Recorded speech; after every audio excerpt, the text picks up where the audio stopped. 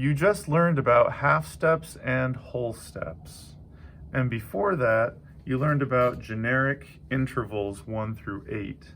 So for this video, we're going to combine those two pieces of information to go deeper into intervals. Turns out there are different versions of those intervals 1 through 8, and we call those different versions qualities. Today we're going to hone in on the interval of the second. If you remember, a second is just 2 letters apart, but we're going to come up with 2 different qualities of the second, and those qualities are minor and major. To begin with, I'd like to look at how we write down minor second. So you already knew how to write down an interval number. We used the numbers 1, 2, 3, 4, 5, 6, 7, or 8. Today it's a number 2 because we're talking about seconds. But the new thing is the quality. So now we are introducing this minor, this little m for minor, okay? So when you write down a minor second, you'll write down little m2. Now, how do we make a minor second? Well, let's look at 2 different rules that we have to follow to make a minor second. First of all, they need to be 2 different letters apart, okay? Now, you already knew that seconds are 2 different letters apart, like C and D, or E and F, or G and A. Those are all 2 different letters that are right next to each other. The second rule is that they need to be 1/2 step apart. So an interval has to follow both of these rules to be a minor second. Let's look at an example. Let's start with C.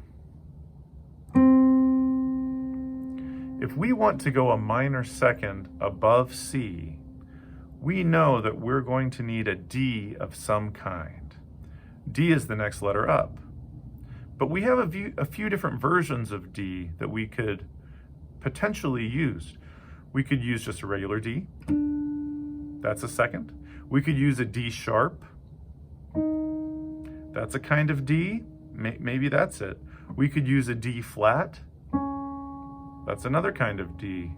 So we have those different options of D. But let's go back to our rules. Which one of those options fits the D that is 1/2 step away? Well, if we start with C, we know that a 1/2 step is right here. So D flat is the answer. C and D flat are a minor second apart. All right, let's try another one. This time let's go down. Here's a G. If we want to go down a minor second from G, first of all, we know our rules are, the first rule is 2 different letters apart. So we need to go down a letter. That's the first thing we're going to think about. Down a letter from G is F. So we're going to need an F of some kind. Now, what are our options? We've got regular F. We've got an F sharp. We even have an F flat. Those are all versions of F.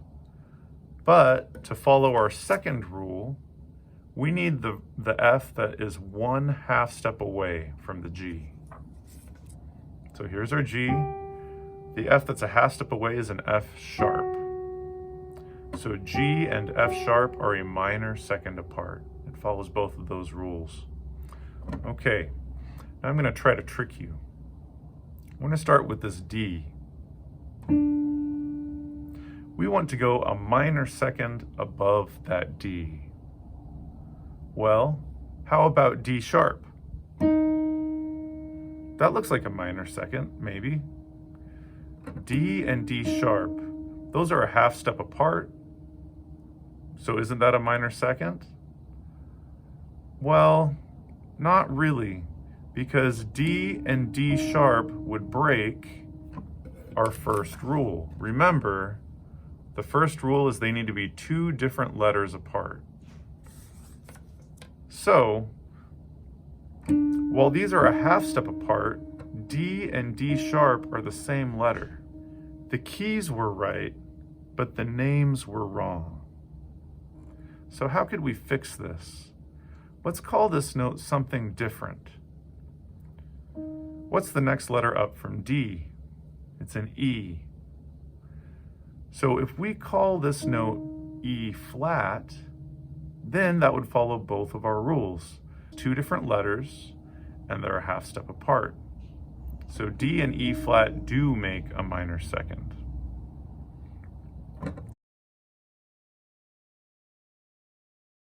So we just got done talking about minor seconds. Now it's time to talk about major seconds. And let's look at how they compare to minor seconds. With major seconds, we also have two rules, and they're very similar to the minor second rules. The first rule is the same. In both cases, we need two different letters apart.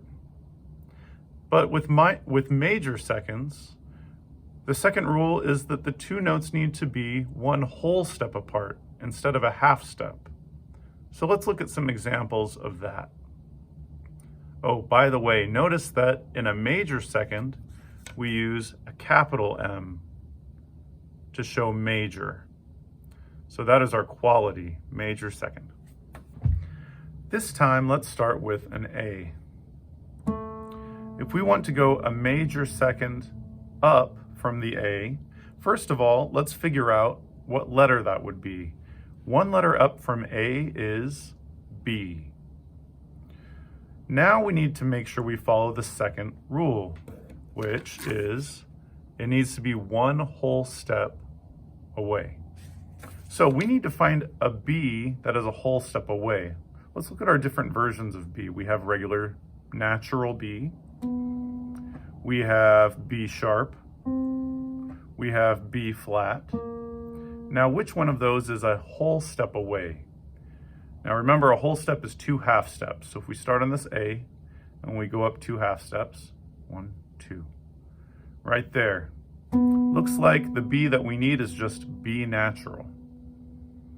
All right, let's try this again and let's go down a whole step, or down a major second from the A. So here's the A. Down a major second would be the next letter down. What's one letter down from A? That's G. What are our options for G? We have G natural, we have G flat, we have G sharp. So now let's think about our second rule. The second rule is it needs to be one whole step away. So which one of those G's is a whole step away?